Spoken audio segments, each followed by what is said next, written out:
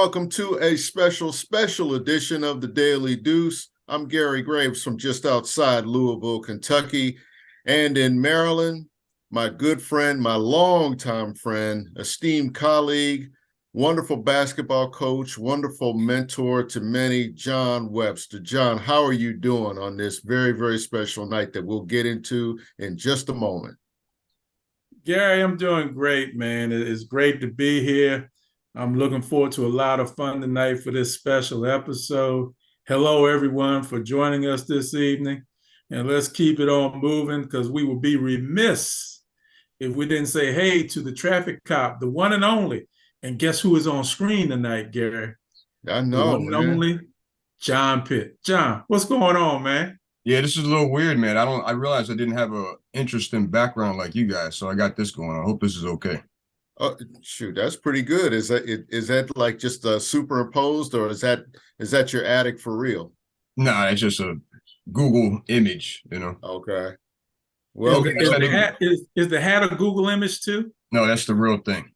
Just want to let folks know where my allegiance stands in sports. So, John, guys, you don't have a baseball team, do you? I do. Yeah. Everything DC except for the football team. Everything DC. Oh, okay. All right. Believe it or not. So, guys, this is our 100th episode. Can you believe this? Man, no, I really can't because time has flown by too fast, man. Too fast. So I thought, in order to celebrate this, we could, instead of talking about sports, we're going to talk about you guys and have our viewers get to know you a little bit better. So I'm going to ask y'all some questions. And please keep your answers brief, as we don't have a traffic cop on this one. So, which is me, obviously. So here we go. You ready? I'm ready. Let's go. Let's roll with it. So Gary, you first. So tell me, how did you get into sports in the first place? Did you play sports? Did you just follow sports as a kid? Where did your interest and participation in sports start? Well, I tried a little bit of everything in high school, in Largo High School, played a little football, tried to play a little baseball, participated in wrestling and track and stuff, and a lot of it. Look, I'm just going to say I was not a great athlete. I enjoyed being on the team. It wasn't for a participation trophy. I mean, I liked being in sports. A lot of the guys that I played with were guys that I grew up with. So it was just kind of a natural migration there. And in terms of really getting into sports journalism, my senior year in high school, when I was trying to figure out what I wanted to do,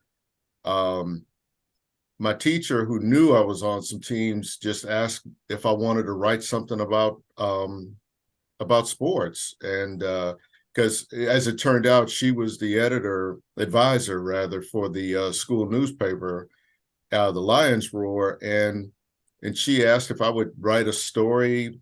I'm trying to remember. I think it was on football, because that one year, well, actually, no, it's going back to my junior year, because we were headed for the state championship that year, Class A. And we didn't have much sports in the paper, and she asked me to write about it, and I put together a story. She liked it. She printed it. Of course, the guys liked it, and it just really, really took off from there.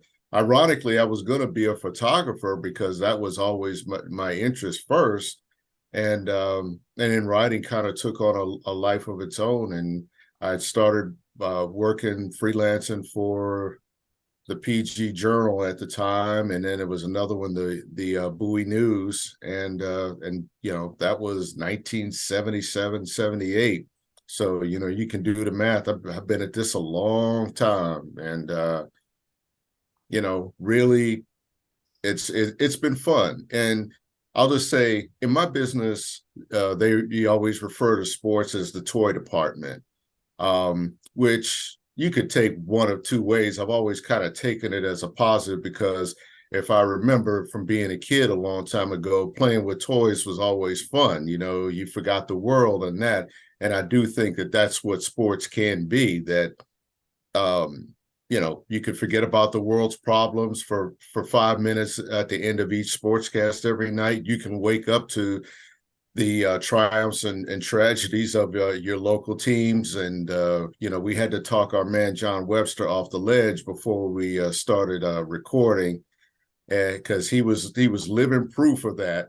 But again, that's what makes sports fun. And the one thing I'll just say in closing is that I always remember what my mom said when I got my first full-time job in journalism, that she says, well, the thing about writing is that you put the reader where you are. The reader sees the world through your eyes and through your mind. I always remember that. I had a couple of teachers say that, and that's all I've tried to do. And with this, that John Webster really gave me a platform for, is to kind of be maybe the eyes and ears and sometimes the mouth for what I write about almost every day. Okay. That's John, a lot of tell good. us about your origin story in sports. Say that again, John. Tell us about your origin story in sports. Well, I guess for me, started as a kid when I was growing up in Salisbury. My dad took me to a lot of games, whether it be high school, college, or pro. My mom, before she passed, was really into sports as well. And they both, for me, football, basketball, and baseball. Being from Salisbury, it was the Baltimore Bullets, it was the Baltimore Colts, and it was the Baltimore Orioles. Not necessarily in that order, but I grew up, watching that and playing that. By no means was I a great athlete. I just enjoyed playing the sports. I played baseball and basketball in high school. Then also my grandmother was great with sports as well.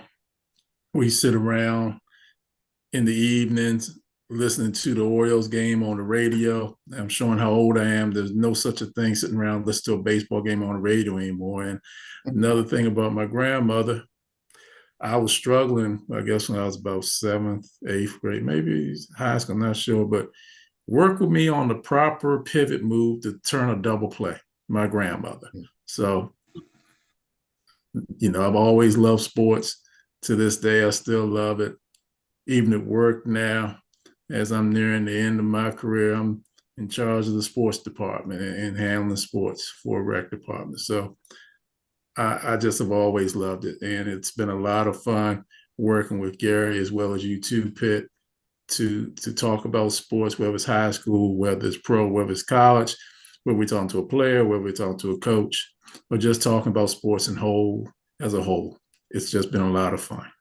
Mm-hmm. Yeah, we all love sports. So this next question is a personal question. Gary, MLB, NBA, NFL. Who are your favorite teams in those leagues? You can name more than one if you want. Okay. All right, let's see. I'll start off with baseball, which is truly my first love. My two favorite teams, Washington Nationals and Baltimore Orioles. The Nationals, I got that one kind of naturally because I grew up as a Senators fan and was absolutely heartbroken when they left for Texas after the 71 season. And, it really hurt because, you're 10, 11 years old and all the guys that you grew up really watching and worshiping and, really get me interested in sports. And they'd gone off to, another state. I didn't even know where Arlington, Texas was. And, with all due respect to John's favorite team, the Orioles, it took me a few years to really kind of come down and become an Orioles fan, but I became really one of the biggest Oriole fans, and I still watch them. I still love them, even though the Nationals moved in and kind of taken first place. But Capitals, hockey, Bullets, Wizards, and yes, even that Washington football team. I still follow them, but right now my favorite team is the Green Bay Packers. And that might be sacrilege, but there's a history to that because one, Willie Wood, who was from D.C., if people remember, came to speak at my elementary school at Parkview when I was a kid.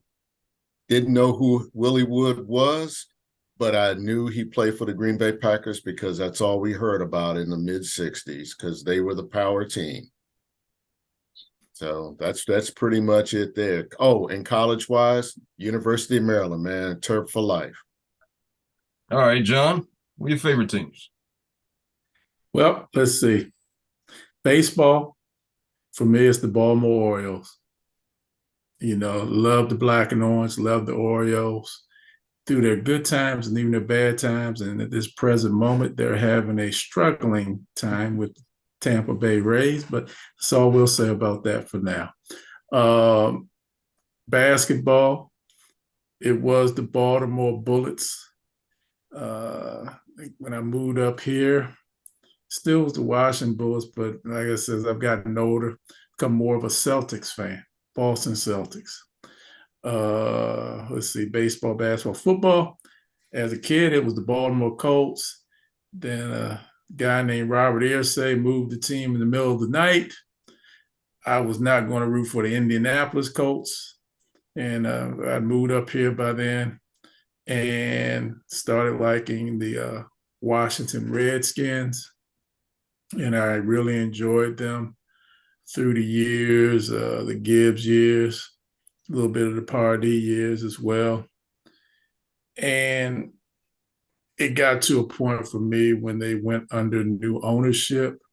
I just was not thrilled with some of the decisions that the ownership had made. So now I root for the New England Patriots and the Baltimore Ravens. I'm sorry, John, I don't root for the Dallas Cowboys. Well, I think Hockey, that should be a whole nother show. Why the three of us were Redskins fans and we are no longer. That's a whole nother show right there. Yeah, but We might have already talked John, about it. well, I want to ask you a question. How did you become a Dallas Cowboys fan? Well, just growing up in DC and I started following sports in the late 80s and 90s. And so my father was a Redskins fan. So I got to see him play the Cowboys, twice a year. And the dynasty started in the early 90s. And I don't see how you couldn't be a Cowboys fan after that. Emmitt Smith, Troy Aikman, Michael Irvin, the success they had. It's America's team. To me, it was obvious. and as we continue through the show, Gary, delusional thoughts have become running rampant. But that's okay. Anyway, next question.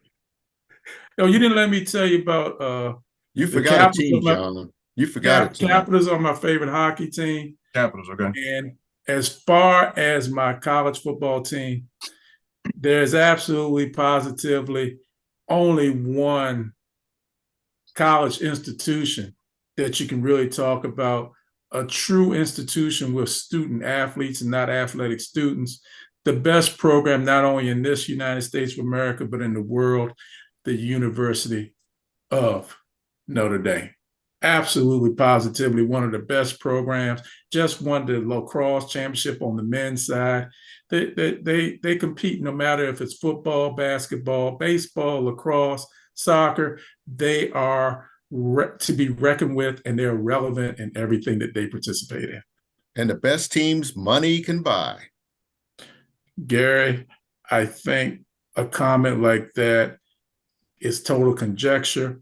And I think what we need to look at is that the team from South Bend is just a wonderful, wonderful academic and athletic institution. Yeah, John, I think our viewers already know that. This is supposed to be new information we're giving them. All right. Yeah. Gary, Gary, the most historically significant event you have witnessed in sports, whether it's in person or on TV. Ooh, man, that's a tough one. I'm gonna say. I know as a journalist, you've probably seen many. Yeah.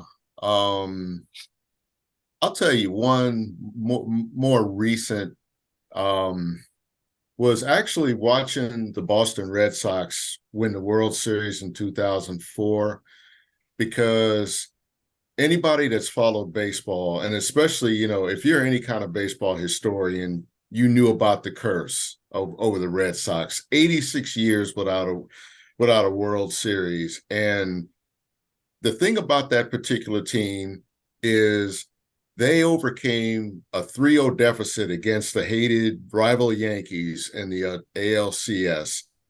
got pasted something like 18-3 in game 3. And I remember watching it. I was covering playoffs in Houston then, and thinking to myself, oh my God, the Red Sox will never beat the Yankees again after that. And again, you get waxed 18-3. How do you come back from that? And they came back, and I mean, they didn't just rally; they made history, and then they didn't lose again. And I covered that World Series against the St. Louis Cardinals, and just watching them celebrate on the Cardinals field, and just seeing like all these Red Sox fans crying and acting like this huge weight had been lifted off their shoulders was really, really significant. And then the next year, I covered the World Series where the Chicago White Sox won the World Series. And they ended, I forgot how long that drought was for them. So, but the Red Sox, that was really probably the most significant, because I grew up, I mean, I saw the Red Sox play in, I'd say at least, two historic World Series, 75 and 86, times when they could have ended the curse then, and it just seemed like something just got in the way. And that might be probably the most significant event. I mean, I've covered some Olympics and watched teams, and individuals go on to win world gold medals and such. But the one that really stood out was like I saw a big piece of history get snapped in, and of course, they've been the most successful team in the 21st century. The Red Sox have. So that's about it for me I can think of. Oh, and of course, seeing Black managers succeed, like Frank Robinson, now Dusty Baker.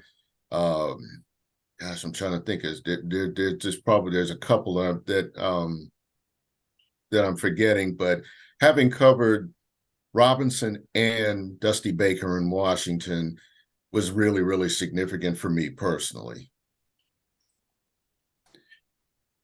I guess for me, there's a few. One that I didn't see, but it still resonates with me to this day.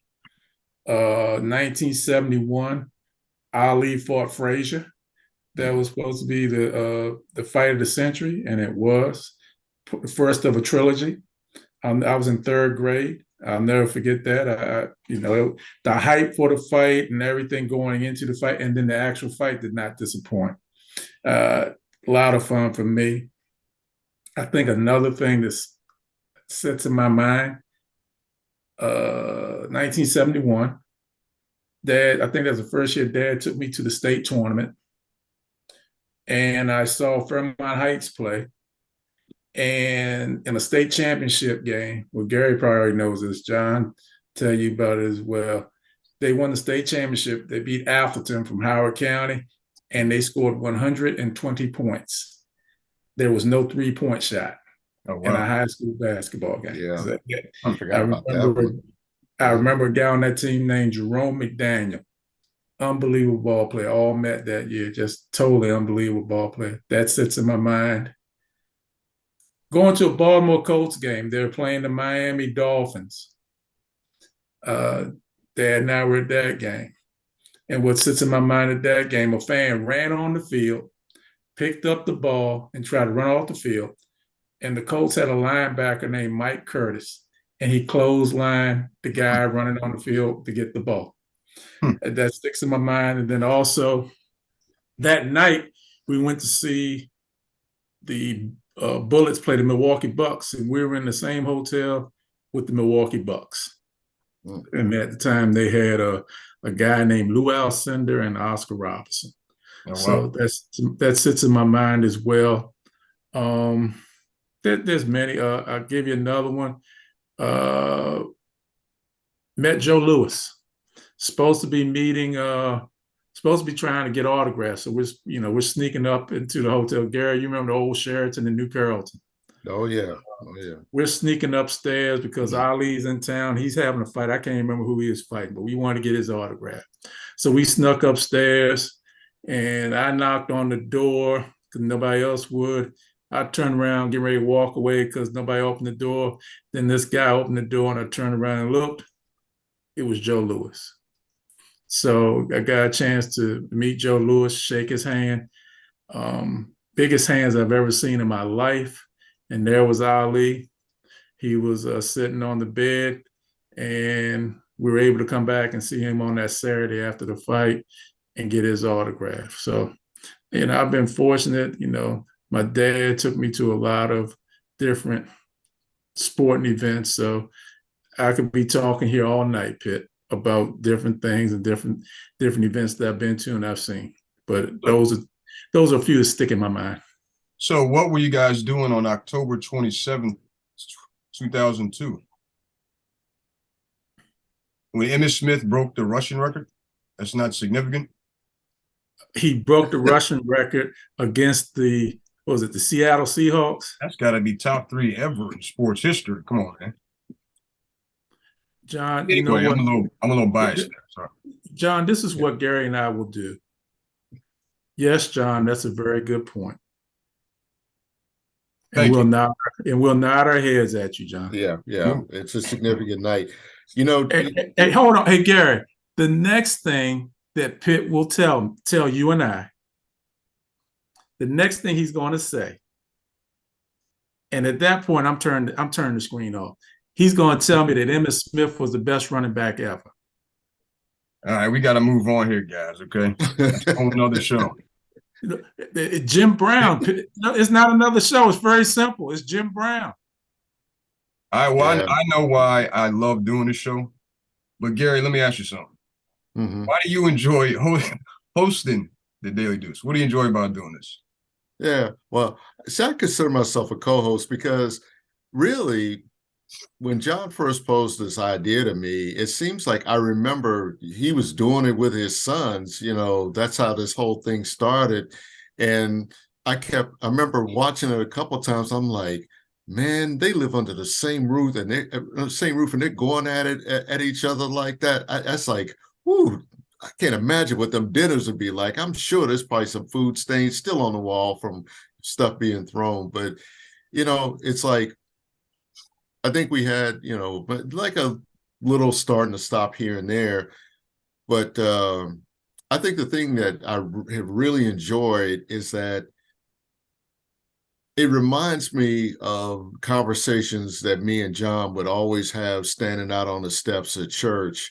If I was ushering or, he was doing his trustee jobs and, we had a little break or something, or sometimes before or after services.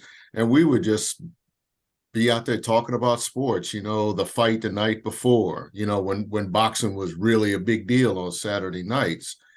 And this really just kind of took me back to to those times when, we could agree, we could disagree, and we could really, look at different aspects of why. And I've always really respected John's perception of things on the inside, as a coach, as a strategist, as a molder of young men. And John, I think you really need to feel good about how many young men that you've influenced at church and in the communities, just like what you do in your, in your daily job. And I've always admired that about you.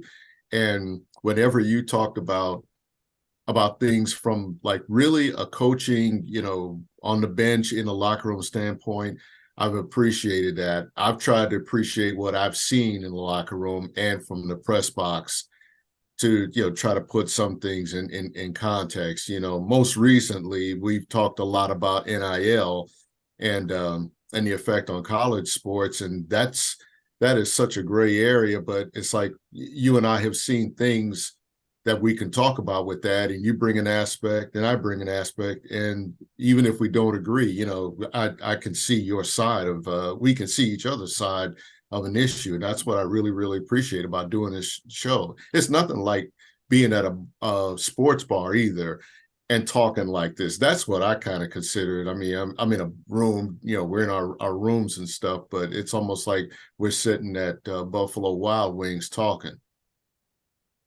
Well, I'm fortunate to be able to do the show with you, Gary. It's been great, and I look forward to doing some more episodes with you in the future. And Of course, Pitt is, love doing it with Pitt. When we started with Dante, that was Dante is Dante. It's fun as father's son. I don't care if the sun is up bright and I say the sun looks great. He's going to say it's getting ready to rain. So we're going to find some way to disagree, but it's always been a lot of fun. And just so you know, even at the dinner table, I was still always wrong, Gary, because it was Dante, JR, and Kim. And Kim's always going to take JR and Dante's side. So I was not attempting to win any argument at any time at that dinner table because I wanted to eat longer and get more food. And look, with those kind of arguments y'all would probably have, and I wouldn't have left my food alone at the table to go to the bathroom or something if I was you. And say, hey, why does this steak taste funny now? But the thing, since you mentioned Dante, I tell you, I think that the times we've had Dante on here, and you talk about somebody that can bring a perspective that I don't think either one of us might have expected. You know what they say is like, what is it? There's a right way and a wrong way, or somewhere to Dante. I'll just say is that in the middle part. Like we both have our opinions, but then he brings that middle ground. And he is really uncanny. And when I listen to him, and I'm thinking, gosh, he'd be a great sports journalist because he is very, very analytical. He really is. He's really great. He's a lot better than I could ever be. I doing it. I'm just fortunate when I had the opportunity to do it with him, just trying to hold on and do the best I can. He's really great. He finds different ways to come across. Like right now, we're sitting on different sides about the Bradley Beal trade, which we'll get into another day and another time. But he's got his thoughts on it. I got my thoughts on it. We started texting this morning about 7:30, 8 o'clock, and 10 texts later, we still haven't reached a middle ground. Wow, that's something. For me, John Pitt, I'll say, and we were talking about our starts in sports, that we have to give a lot of credit to our fathers for exposing us. I mean, I'm sure, same thing, for you, that we wouldn't be here if it weren't for our fathers, our families really exposing us to sports in person. And and I'm grateful to my old man because not only did he take me to just about everything. I mean, I saw the Bullets lose the 1975 NBA championship at the Capitol Center. I saw them win the 1978 NBA championship. Win a game there before they went on to take the title. He took me to games. I mean, just about everything. So that's what really stoked my interest. And I'm very fortunate to have had a father that you really, we didn't just watch it on an old black and white Philco TV. He took me to a game, and it was like I walked out there and the field was in complete color. It was like, then Billy Crystal even mentioned that in City Slickers, if you remember going to Yankee Stadium. I had that same feeling. And that was just a bond between me and my old man that I always appreciate. God rest his soul. Yeah, I know with my dad, and I mentioned it earlier, lots of games he took me to. Living down in Salisbury, before it was Maryland Eastern Shore, it was Maryland State, going to the football games, going to the basketball games. And as Maryland State, they had great basketball teams. Maryland Eastern Shore, they had even better teams. Going to those games, matter of fact, going to see Maryland Eastern Shore when they were the first HBCU or Black college to be ranked in the AP top 20. I had the opportunity to see them that season 2 or 3 different times. They had a starting lineup. They had 3 or 4 players who got drafted into the NBA. Matter of fact, one of them ended up playing for the Bullets when they won the championship, Joe Pace. Things like that. My dad took me to numerous Oriole games. Matter of fact, Dante and I and JR, we would go to Father's Day Orioles games for a while, and that was started back with me and my dad. We would go to Father's Day over at Memorial Stadium and sit and watch the Orioles on Father's Day. So, my dad, just like your dad, Gary, just like I'm quite sure your dad too, John, took me to a lot of different games, a lot of different opportunities. Matter of fact, he got mad at me one time. My mother decided she wanted us to go to the Russian opera, the Russian circus or something. I was about 5 or 6. That same weekend, Maryland Eastern Shore had a football game, and Dad had a transistor radio, and he had the thing stuck in his ear to listen. And I kept asking what the score was, and he wasn't transferring quick enough for me. And my mother asked me what's wrong. I said, "Well, Dad's supposed to be giving me the score to the game, and he's not telling me fast enough, Mom."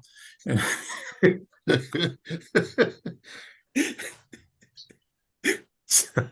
so, she fussed at him, and then he just looked at me like, "You're going to pay for that. Sooner or later, you're going to pay for that."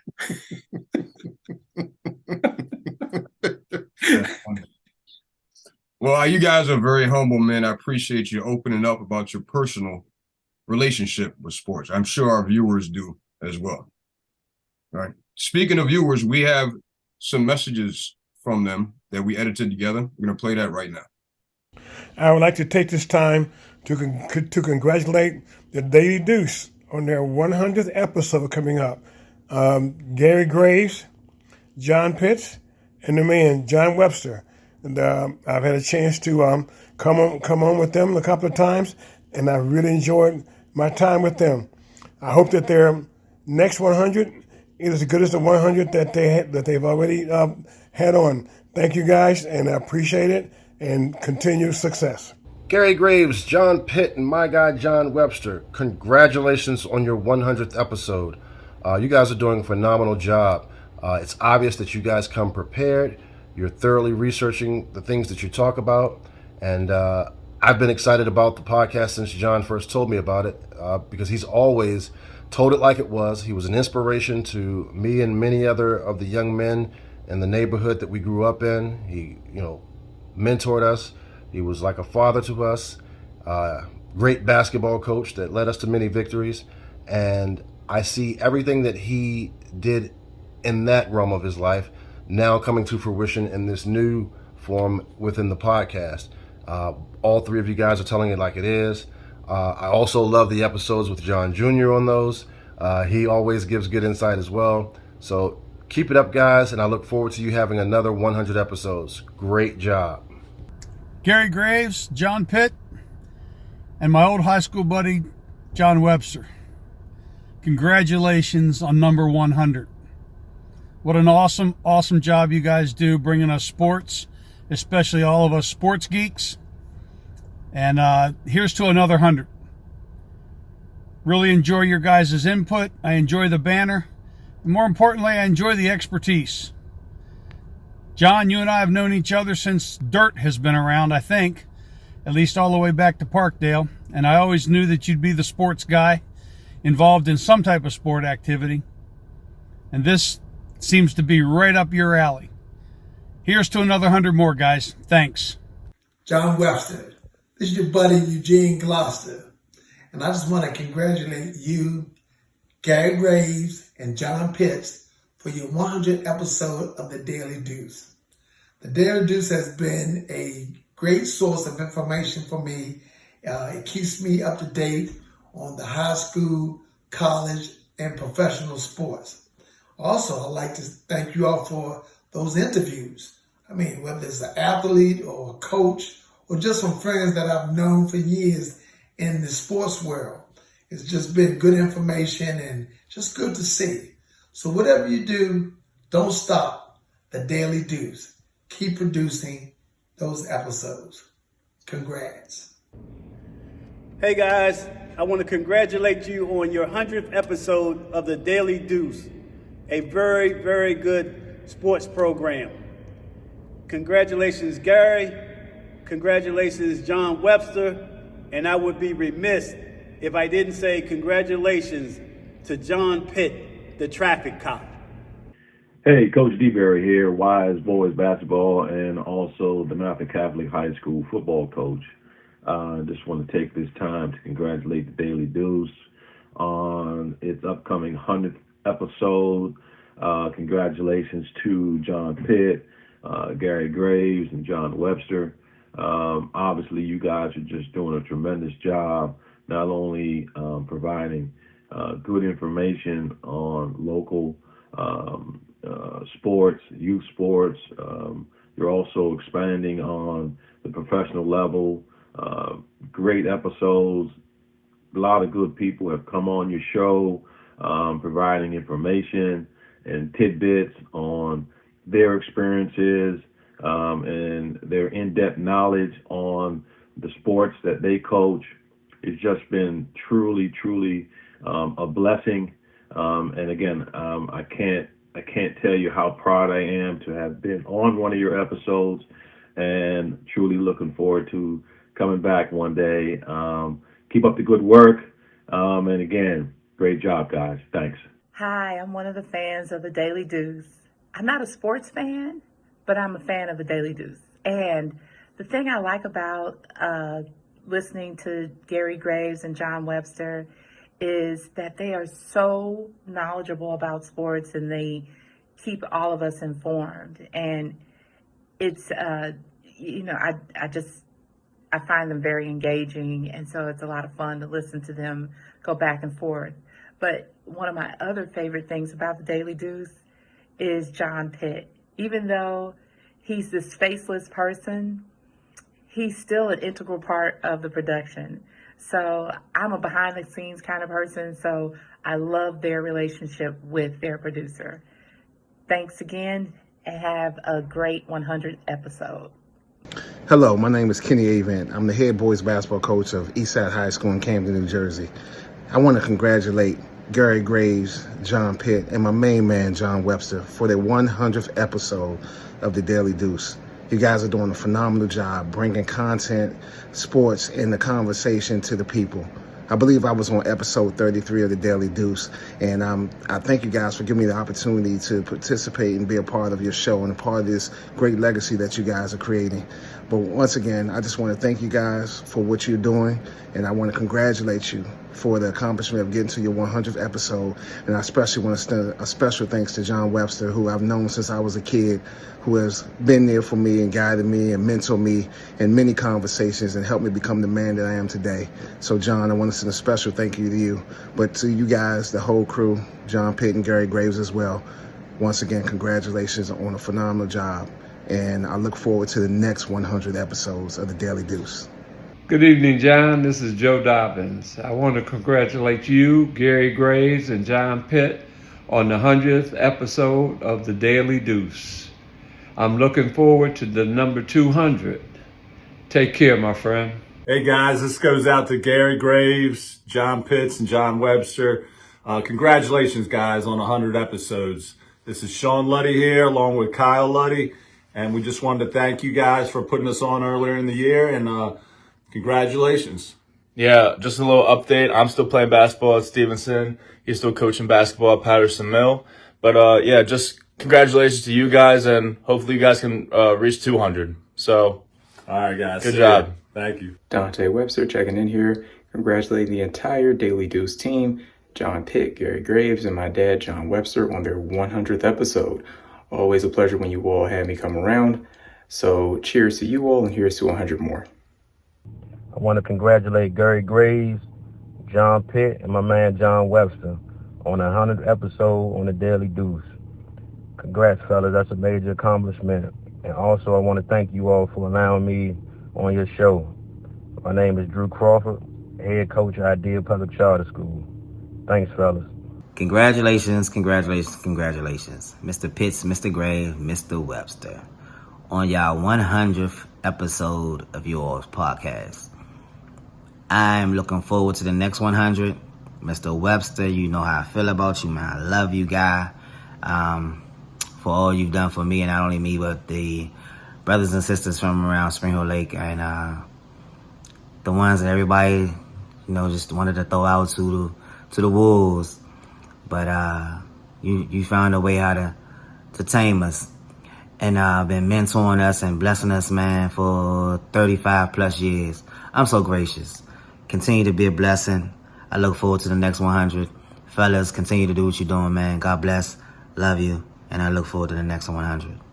Congratulations, Mr. Webster, on 100th episode. Thanks for having me on the show, and continue doing good work. Daily Deuce, what's up? Hey, I want to wish y'all a happy 100th episode. Congratulations, John Pitt, John Webster, and Gary Graves.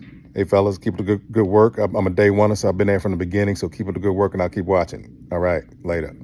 Good evening, Daily Deuce. I would like to congratulate you guys on your 100 episodes. I can't believe that it's been this long, this fast, and you haven't done anything but put out great episodes. So I'd like to congratulate John Pitt, John Webster, and Gary Graves. You guys just keep on putting up the good work.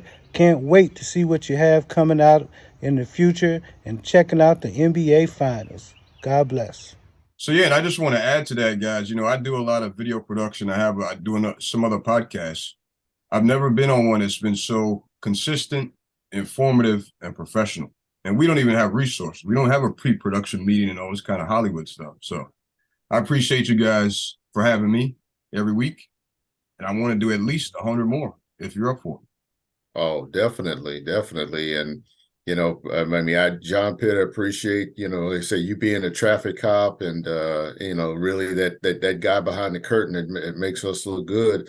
I mean, I can't wait to see what, the next 100 episodes brings in terms of guests, because I've got my wish list in mind. And, I think, man, as good as it's been for these 100 episodes, that I think, man, we can bring a whole lot of guys on, because John knows everybody. First of all, that's right. He really does. And I might bring on some guys I know here in Kentucky and women, who I think could offer some insight. Just really, I think we can just build on this and take it to another level. Well, I am very appreciative and blessed to have both of you in my life and working with this Daily Deuce. Gary, you took a ride with us. You didn't have to. You didn't have, you could have said, I'm not jumping in this with you. You're out of your mind. But you took a chance with us. And doggone it, we're both glad that you did, because you bring a lot to the show. And it's great to be able to do a show with you each week. Pitt, I can't even find words how I feel about you, man. I mean, you're the epitome of a traffic cop. You're the absolute best at what you do. Mm-hmm. You keep Gary and I together and in line and on point and on time.